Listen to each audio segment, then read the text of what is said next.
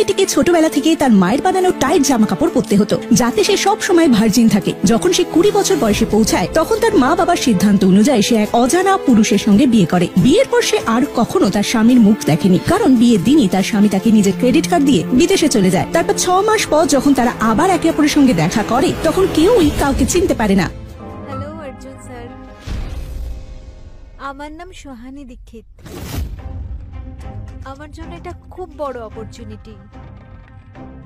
তোমার নামটা কি বললে জানো? সুহানী দীক্ষিত। কোন থেকে তুমি? আমার পার্সোনাল অ্যাসিস্ট্যান্ট। হ্যাঁ, পার্সোনাল অ্যাসিস্ট্যান্ট? কাল থেকে শুরু করো। Sure sir.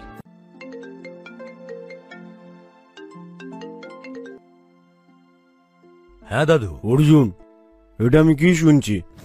তুমি 6 মাস আগে তোমার বউকে ছেড়ে ইউকে চলে গেছো, আর ফিরে এসে এখনো দেখা করোনি। এটা কিন্তু তোমার থেকে আমি আশা করিনি। ওর দাদু কিন্তু আমার বেস্ট ফ্রেন্ড, উনি কিন্তু খুবই কষ্ট পেয়েছেন। তুমি খুব তাড়াতাড়ি গিয়ে ওর সঙ্গে দেখা করো। আমার ঘরের বৌমাকে ঘরে নিয়ে এসো।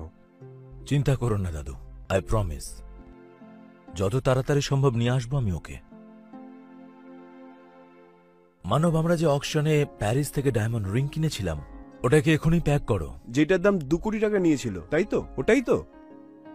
তোমার কি মনে হয় আমার ওয়াইফ ওই গিফটটা পছন্দ করবে তো? ওনার ভালোই লাগবে।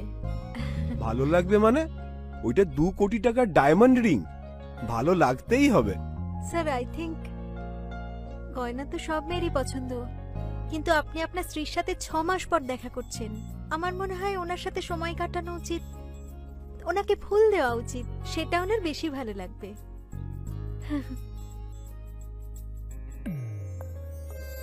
I like that. আমার জন্য কিছু ফ্লাওয়ার্স অ্যারেঞ্জ করতে পারবে? নিশ্চয়ই স্যার।